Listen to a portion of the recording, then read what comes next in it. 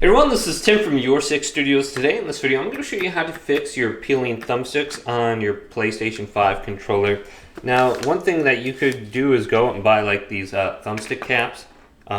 These are very useful. You can just buy these from Walmart or on Amazon. And I really like the skull candy ones, but I have a bunch of different kinds here. But this will reduce the peeling on your thumbstick or completely eliminate it. So you could try that. Now, another way that you could do it is by completely changing out these thumbsticks. So you need to remove the front cover here. You can just grip from down below here. And this should just lift up and pop off, just like this.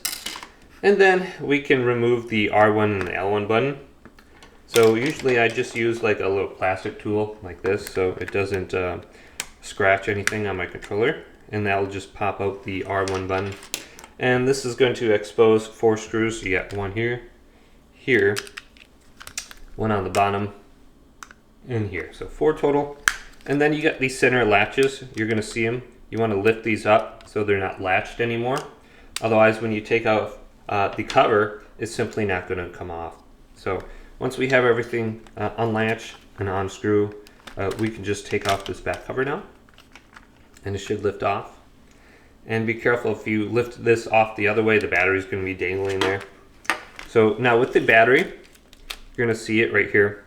And this is going to be plugged in. And usually what I do is I just lift this off. And I'll wiggle this around back and forth just a little bit. And it will slowly dislodge. And then I can take this off without ripping the cables from this.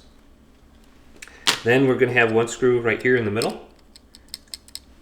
And then we'll have to unplug this ribbon cable right here and just lift this off now.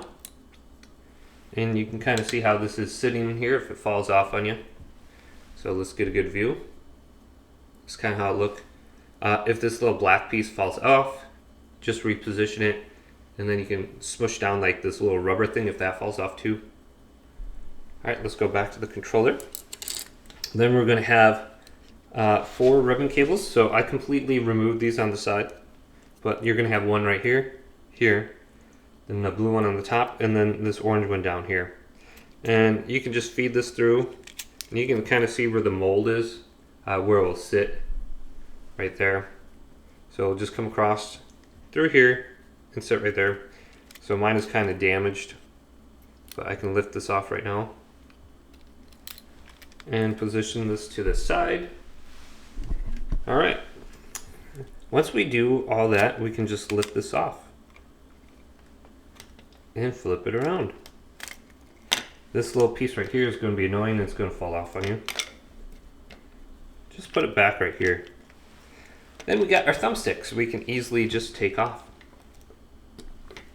You can see them. So if you buy some online, you can just put them in right now. And to put them on, it's rather easy. You just align it and push down. And it should go on there. So if you got some that are peeling or damaged, it's very easy to change those out. I believe you could even try like getting the Xbox one in there. If you have like an old Xbox controller, take that apart. You can put in the new sticks from that on here. So yeah, you got a lot of different options with that. But it's very easy to change these out. And then you just need to put your controller back together. So very simple. Now with this ribbon cable up here, sometimes you actually have to feed it through. So you can see mine's on the top of this part right here, but you'll need to feed it through right here. Then connect these 4 ribbon cables. Then you got the 5th one down here. Don't forget that one screw, and you should be good to go. So hopefully this video did indeed help you out. If it did, leave it a big thumbs up and subscribe to my channel down below for more tech videos coming up next on Your Six Studios.